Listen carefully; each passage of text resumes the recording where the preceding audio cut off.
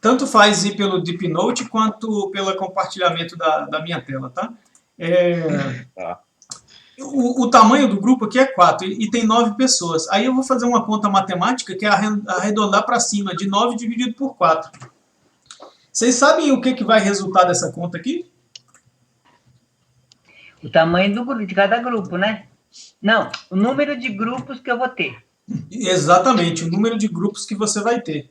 Então, esse é o primeiro conceito aí que a gente vai ter que usar. Agora, eu queria construir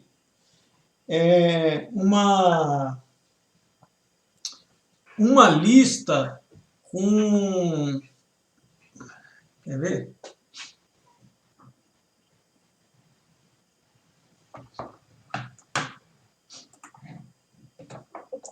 Queria construir uma lista assim, ó. Grupo F aqui.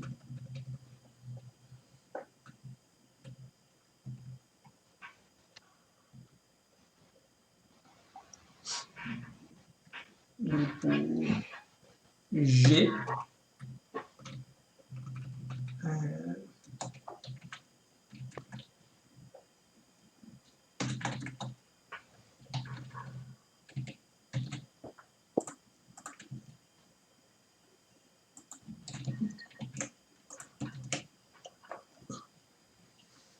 Eu queria construir essa lista. Vamos ver o que vai sair dessa lista aqui, ó.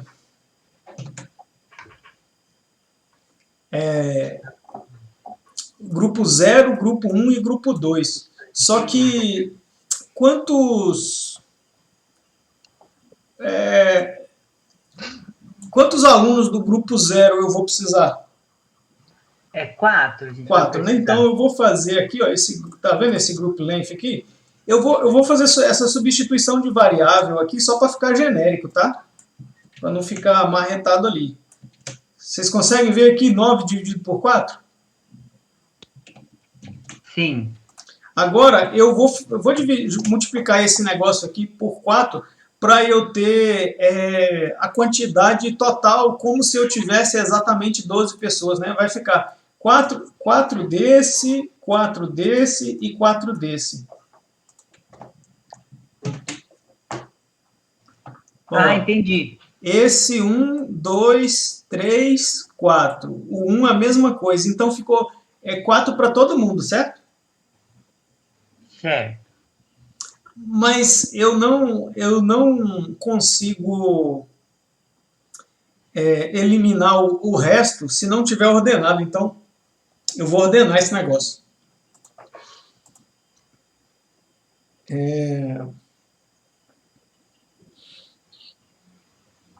Como é que eu ordeno isso aqui? É sorted, né? Sorted, sim. Vamos ver agora o sorted desse negócio. Então, vocês concordam comigo que se eu pegar a quantidade de alunos que eu tenho, o problema está resolvido?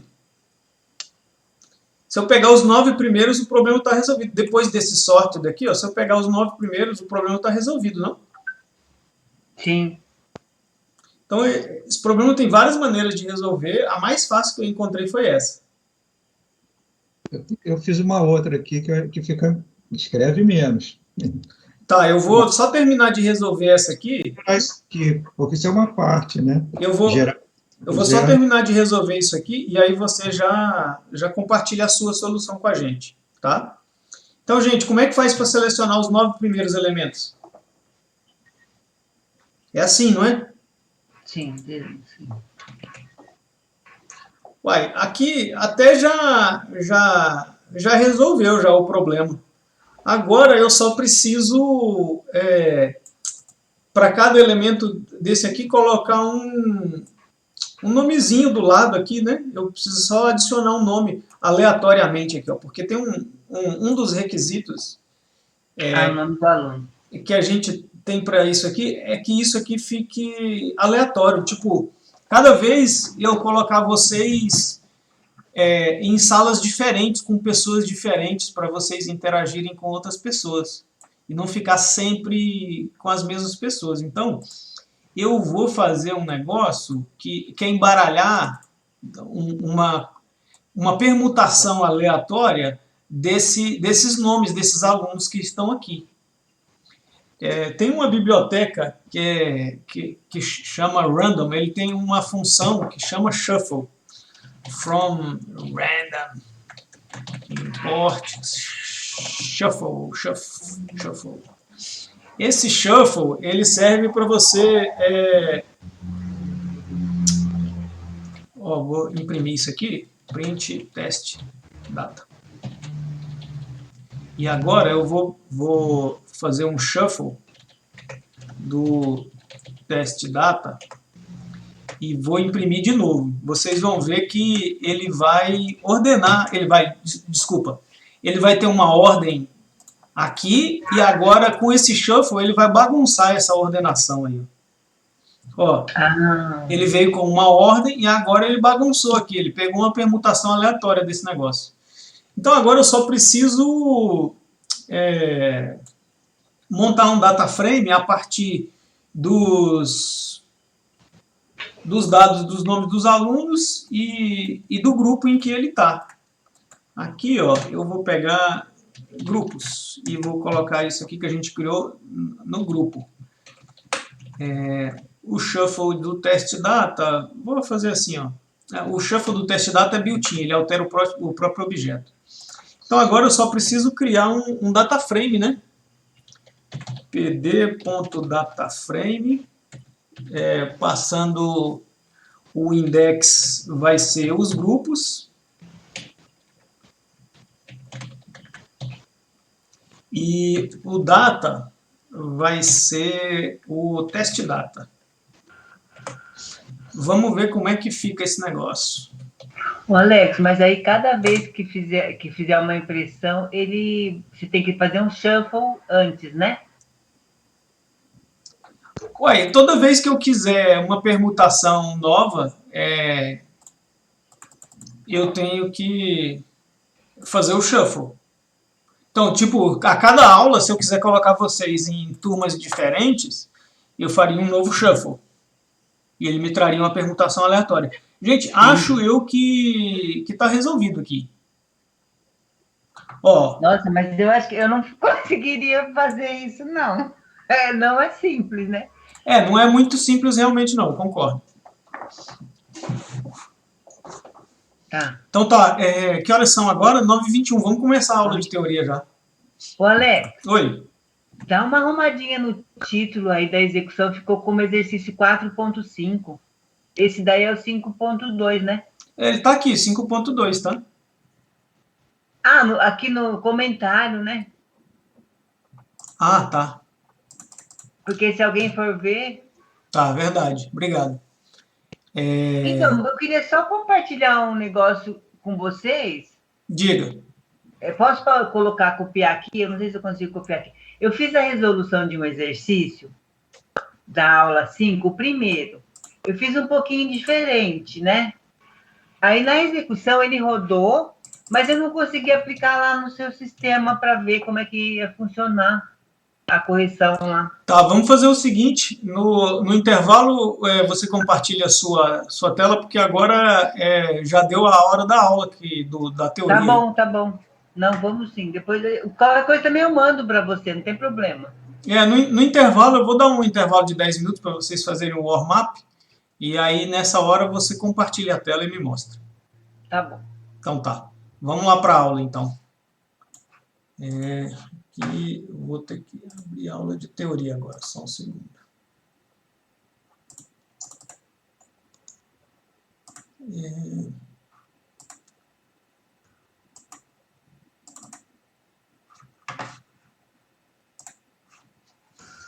Ô Alex, eu acabei tendo que mudar minha forma de estudar, porque eu não estava caminhando nada, viu?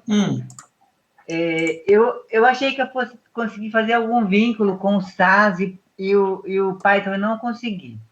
Então, assim, o que eu fiz? Eu estou, na verdade, meio que montando o meu dicionário aí, de minha caixinha de ferramentas. Estou pegando os exercícios, tentando fazer o que eu não vejo, não consigo, eu vou lá na sua resolução e vou tentando adquirir esse dicionário de informações, Esse sabe? vocabulário, né?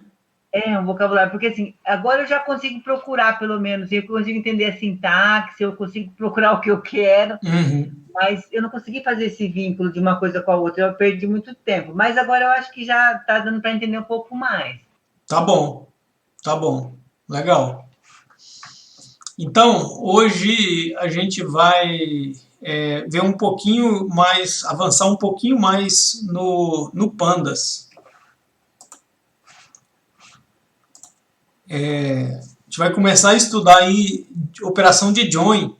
O equivalente à operação de join de banco de dados, não sei se vocês lembram dela, mas feito Essa é dentro bacana, essa é boa. feito dentro do Pandas, é muito útil, tá? Isso lá da álgebra relacional, né? Imagina que eu tenho aí uma investigação de política pública para investigar, fazer uma estimativa de renda dos indivíduos, né? E aí eu tenho uma tabela de remuneração de médico e uma tabela de remuneração de professor. A chave, o identificador único dessa tabela é CPF, dessa tabela também é CPF. E aí eu vou fazer um join dessas duas tabelas pelo CPF. E aí, quando eu juntar essas duas tabelas, o que tiver o mesmo CPF vai ficar na mesma linha, sendo que o dado do salário de médico veio dessa tabela e o dado de salário de professor veio dessa tabela. Então, os bancos de dados e o Pandas, eles conseguem, usando uma função de join, sendo que você escolhe um identificador único do registro, ele consegue unir essas informações aqui que estão nas duas tabelas. Perfeito? Vocês entenderam o que o join está fazendo aí? Sim. Então tá. Existe uma operação que chama left join. Perceba que o Pedro Martins, ele é médico, mas ele não é professor. E no left join, ele trouxe aqui o salário dele como médico e no salário de professor ele colocou um valor nulo ali, simplesmente não existe esse valor. Coisa que no join, só um segundo, coisa que no join aqui a gente não trouxe o Pedro aqui. Então, nesse join, a gente vai trazer a interseção deles. No left join, a gente vai trazer a tabela esquerda inteira e preencher aqui aqueles que estiverem disponíveis na tabela do lado direito. Diga, Thiago. Não, eu só queria saber se para o pessoal também está travado. É que para mim está travado no primeiro slide. Ah, é? O meu tá normal, viu? Tá andando Não, normal. eu vou sair e entrar novamente, então. Aqui está dando Tá normal. problema. Então tá bom. Tá normal aí, André? Então, gente, alguma dúvida com o left join e esse outro join aqui? O meu não está travado, não. Vocês entenderam aí o left join e o inner join, que a gente chama?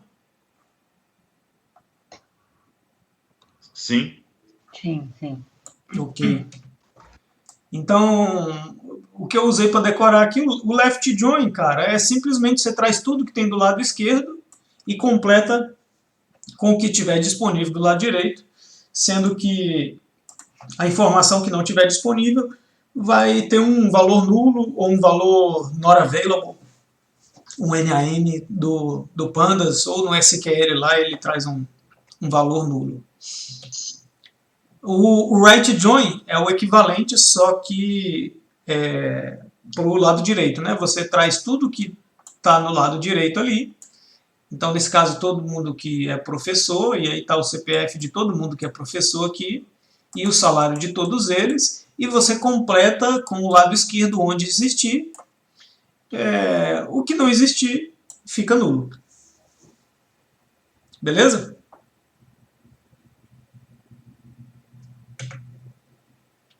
Agora, existe uma outra operação da álgebra relacional que chama outer join. Esse outer join vai trazer tudo que tem do esquerdo e do direito, e onde não tiver disponível, ele preenche nulo. Beleza? Qual deles você vai usar? Depende do seu requisito de negócio. Depende do seu problema, como você quer resolver o seu problema.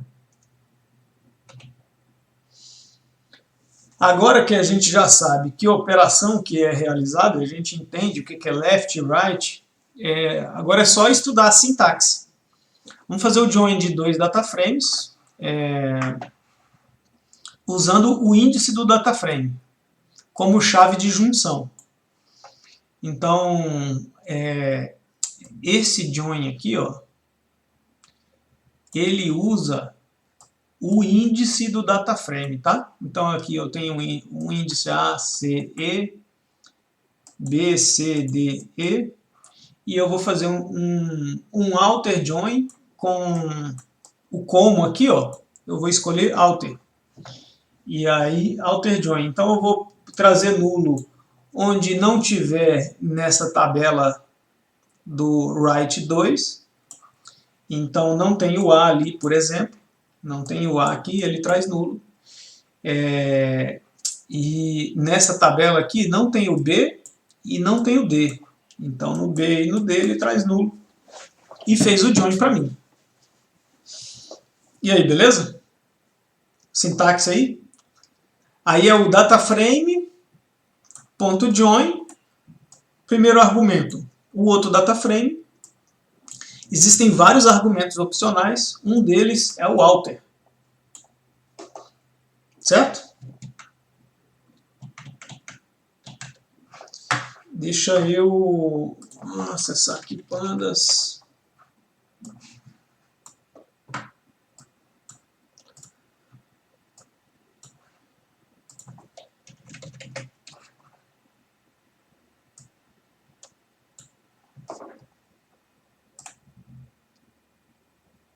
Gente, acostumem-se a acessar essa documentação aqui, tá? Para estudar o próprio Pandas e dominar isso aqui. Vocês só vão...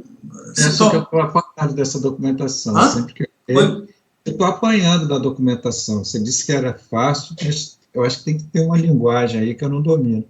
Eu tenho uma certa dificuldade de... Eu tenho acessado bastante, mas sempre apanho. Tá, assim, é o que eu falei para vocês que é eficiente. Quando você souber o nome da função, mas não souber usar ela, não souber os argumentos, não souber o que ele retorna. Isso aqui, para você descobrir qual que é a função que resolve o seu problema, não é a melhor solução.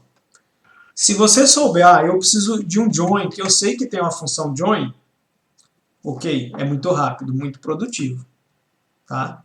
E aí você vem aqui, tem diversos exemplos que são muito bons, inclusive discutindo vários argumentos. Aqui tem um argumento que é o sufixo, que eu não discuti com vocês. Então, quando você sabe o nome da função, ele é muito bom. Acho que você não está compartilhando a tela Do Pandas?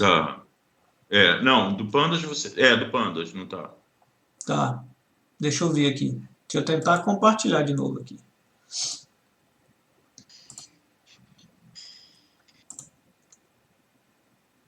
Pronto. Agora Sim. Então, aí eu fui aqui e busquei por join, né? E aí eu quero o join do dataframe. E aí eu vou mostrar para vocês o argumento aqui. Tem o default do how, é o que eu queria mostrar para vocês, é o left, se você não especificar aquilo ali. Então é um dataframe.join, um outro dataframe. Se você especificar on, você vai dizer as colunas, senão ele vai usar o índice para fazer o join. Ó.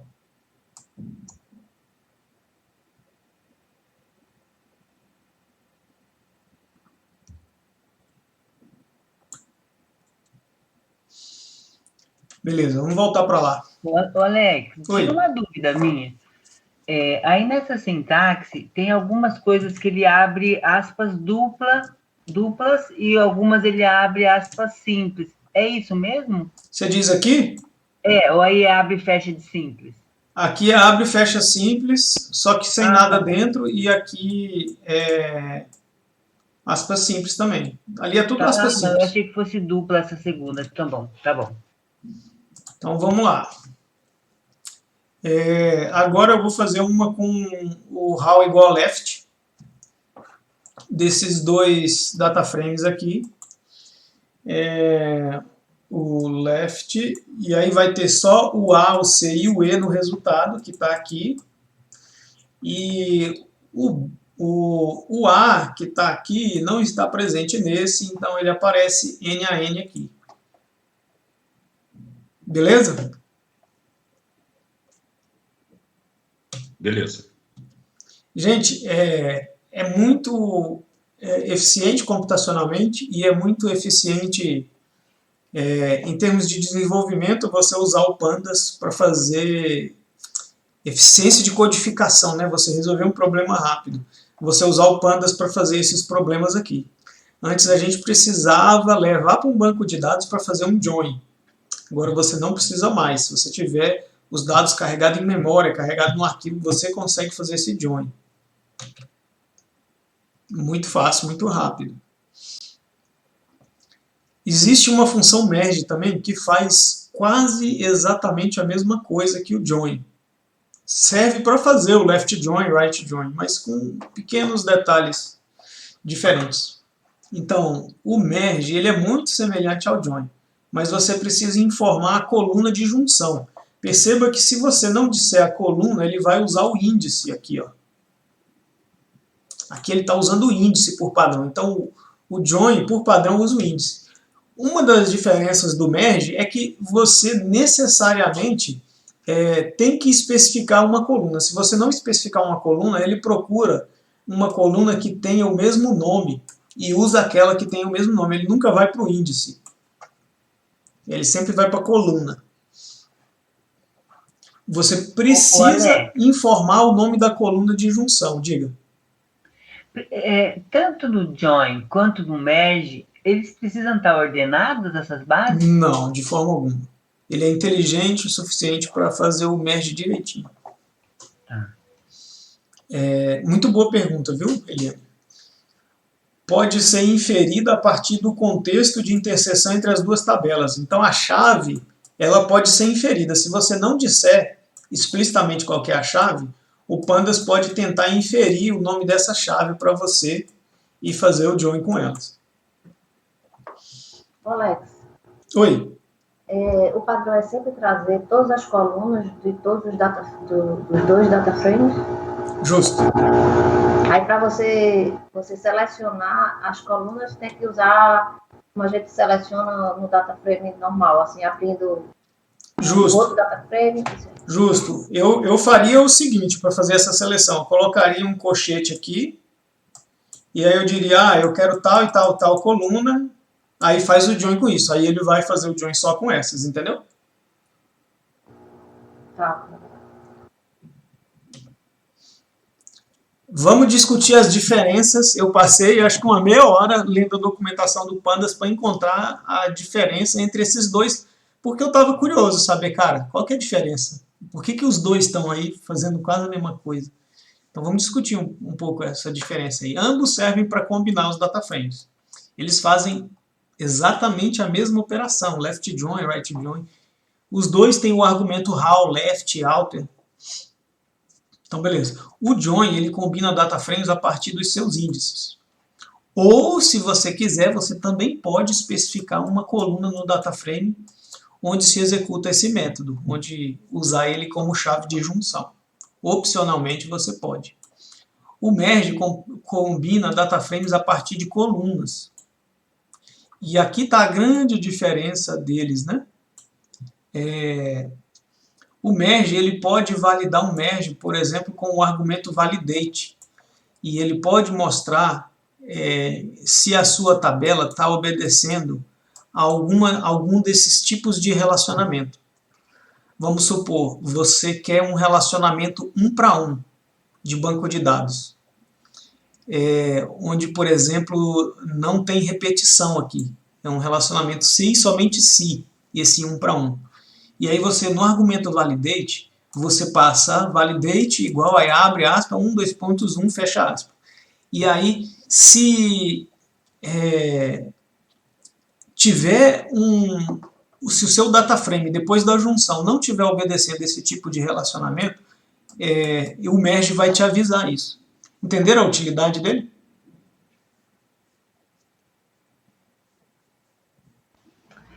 Entendi. O Join não faz isso, Alex? O join não faz isso. Essa parte aqui não. De validate não. Se você precisar de um validate desse, você vai ter que ir para o merge e funciona bem. E ele dá erro se não for no para um. Cara, agora eu não lembro como é que ele te avisa.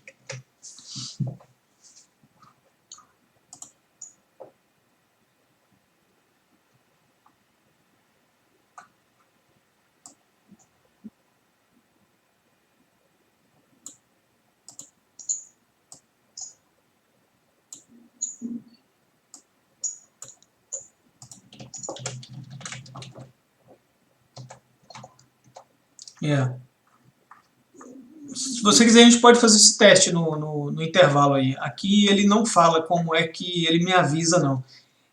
São duas as possibilidades. Ou ele não executa o merge, ou simplesmente ele vai te dar um warning. Agora eu não sei dizer, eu nunca testei esse validate aí.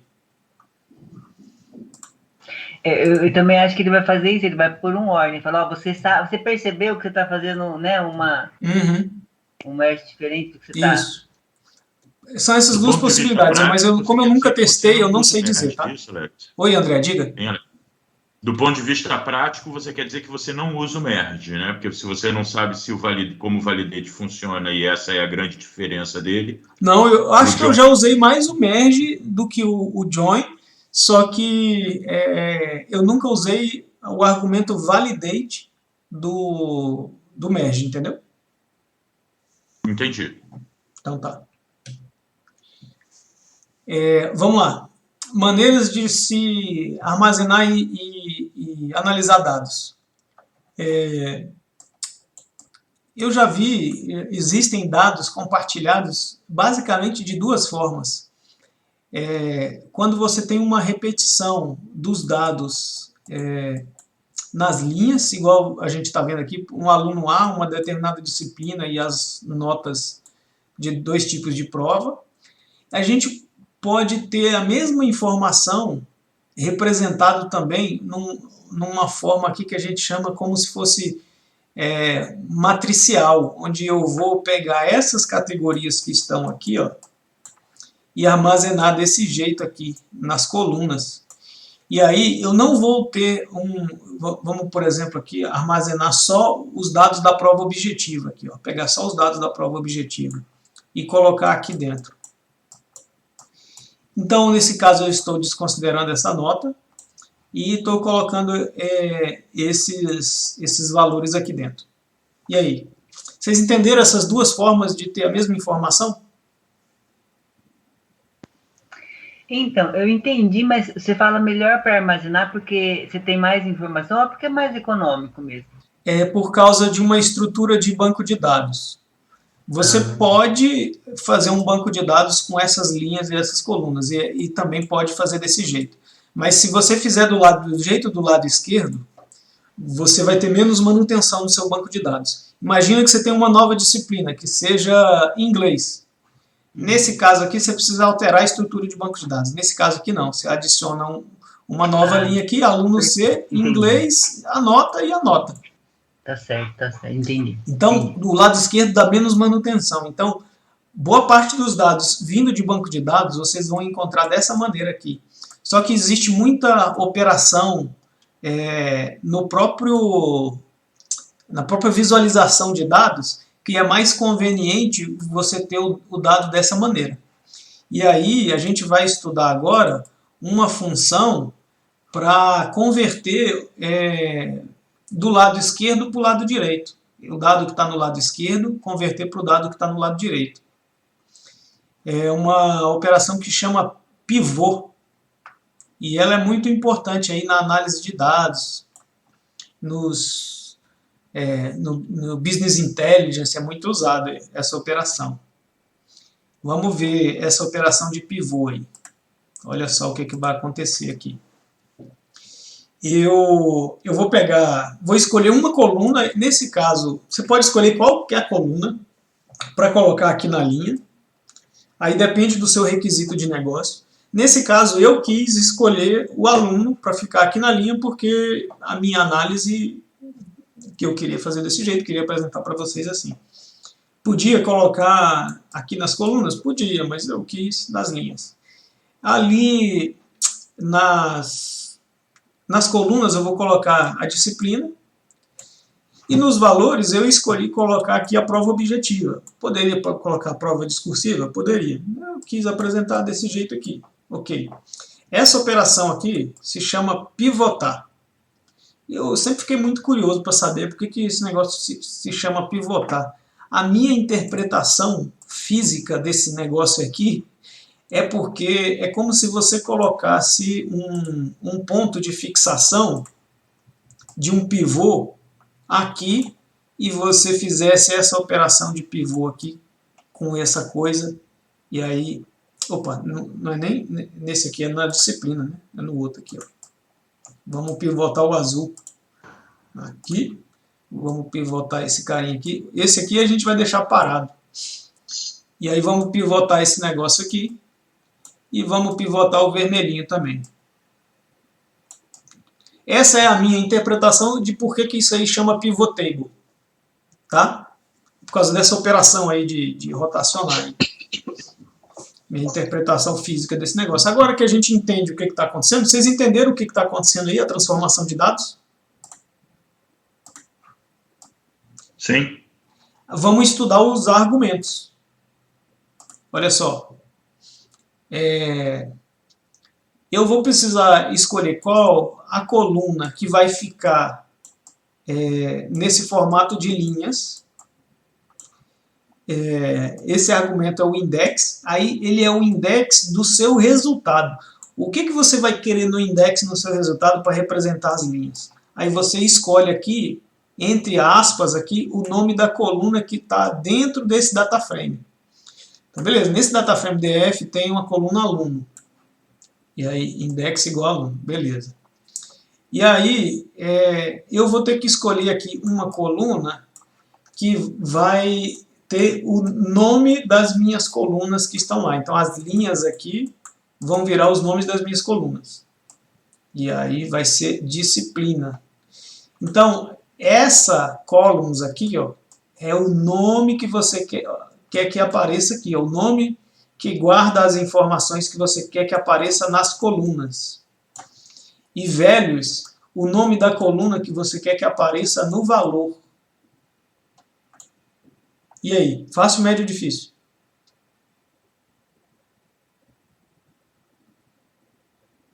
Fácil. Beleza. Ele é intuitivo, né? Eu também acho intuitivo. Eu acho um pouco não intuitivo o contrário, que é com essa função melt, você consegue despivotar esse negócio. Tá? Eu acho ela um pouco não intuitiva.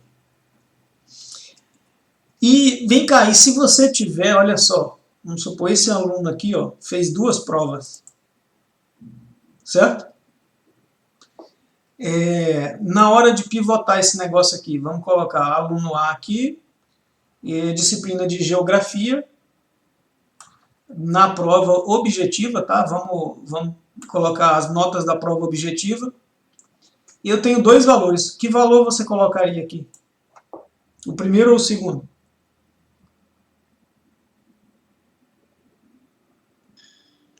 Você colocou a média, né? Eu coloquei a média. Mas isso é um critério que você decide? Você pode decidir. O que eu queria falar para vocês é, quando tiver mais de um registro que nessa mesma categoria aqui, ó, nesse caso, aluno geografia, tem mais de um registro para cá, se você usar essa função que eu acabei de ensinar aqui, ó, ela vai dar um erro e vai dizer para você que existem valores repetidos. Então, pivotar com esse método pivô gera uma exceção. Quando tiver repetido, você vai ter que usar essa função aqui, pivotable. Essa função pivotable, a métrica de sumarização, isso aqui é uma sumarização, né? Um resumo. Um resumo desses dois elementos aqui pode ser a média. Então, a métrica de sumarização padrão é a média para essa agregação desses dois elementos. Você pode especificar outra função? Pode. Função que você quiser, tem um argumento lá para isso. Então, lembrar que quando você tiver elementos repetidos, ele vai gerar uma exceção. O pivô gera uma exceção e aí você tem que usar o pivot table. Beleza? Beleza? Qual é? Sessões vão ter aquele negócio de try-catch, como é que faz, né? Eu vou ensinar try-catch para vocês. Se tiver um try-catch, ele pode pegar essa exceção. Se não tiver, o programa para, você vai lá ver que deu errado e corrige. Diga, Eliane. Vamos pensar que o aluno A, ele fez prova, a primeira prova de geografia, ele fez objetiva e discursiva. E por alguma razão, a segunda prova, ele fez só objetiva. Ele tirou uma nota ruim, não foi para discursiva, vamos pensar, né? Ok. Ele, na hora dele fazer a média, vamos supor que a gente estivesse falando da discursiva, ele vai considerar o NaN como sem informação, se a gente atribuir lá, aquilo lá não considere o NaN? Agora eu não sei dizer para você se ele vai desconsiderar ou não o NaN. A gente tem que fazer esse teste. Eu nunca fiz esse teste. Mas a pergunta é muito boa. Teria que fazer o teste lá.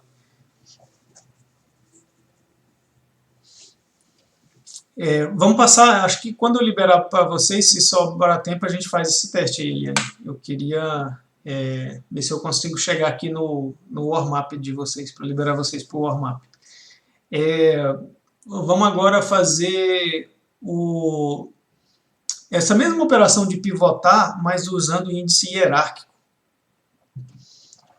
Quando você tiver um índice hierárquico, vamos supor 2 níveis de índice aqui, você pode usar esse método stack ou onestack para pivotar com esse índice hierárquico aqui.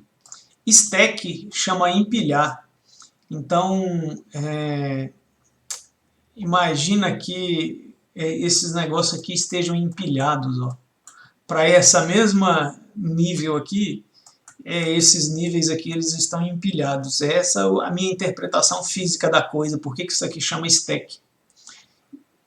Isso aqui chama empilhar, né? Então, pega esses valores que estão desse lado aqui para mim e empilha eles. Então, é para colocar um em cima do outro aí. Foi a minha interpretação desse negócio. Então, vamos lá. Para você pivotar esse valor aqui, você usa o onestack com o índice hierárquico e ele já pivota para você.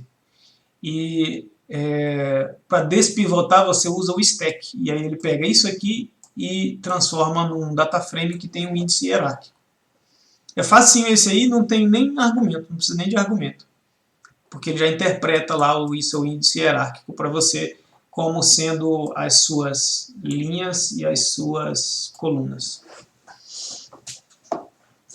Beleza?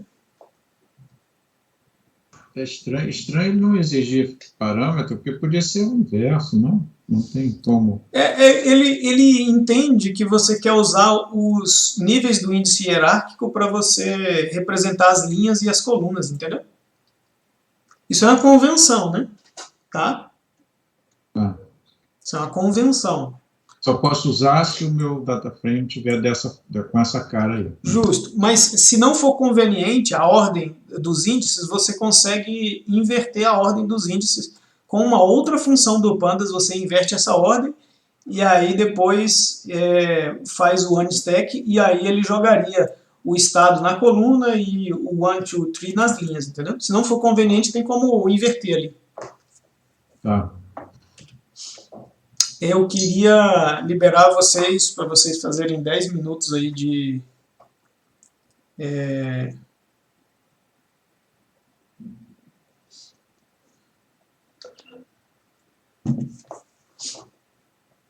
10 minutos de intervalo no warm-up até o 6.7.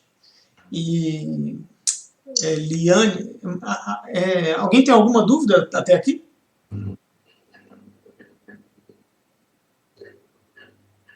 Não, só queria comentar que esse conhecimento dessa aula se aplica àquele exercício 5.4 que você deu da aula passada, né?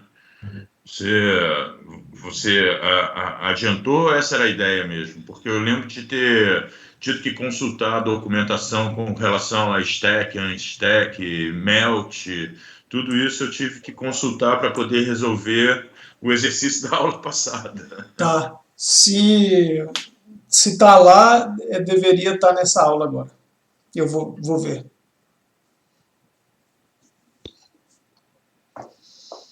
Eu fiz aqui já no warm-up e deu erro logo no primeiro. Não consegui. Ele está dando um erro aqui. Compartilha sua tela aí com a gente.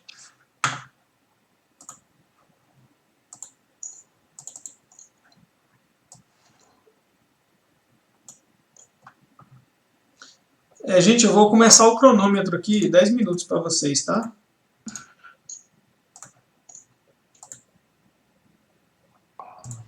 Está aparecendo aí? Só um segundo.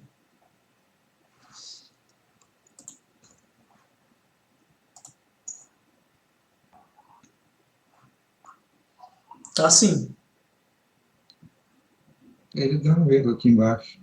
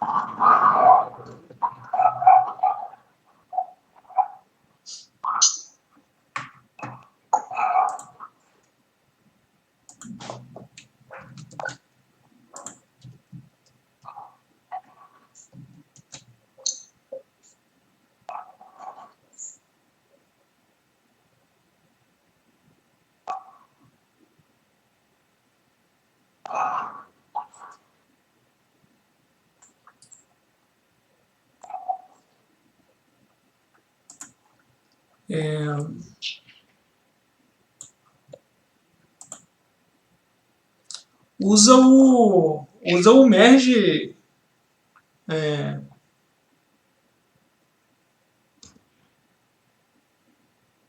No lugar de join, usar o merge. Usa o merge.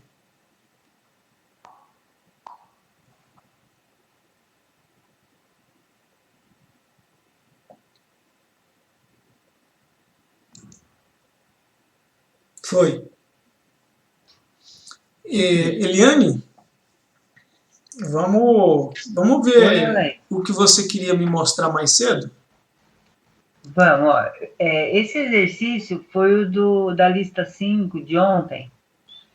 E eu fiz, ele executou, sabe? Só que o que acontece? Na hora que eu fui fazer aquele teste que você coloca no final para ver como é que a gente fez o exercício, ele não aceitou. O que você quer que eu faça?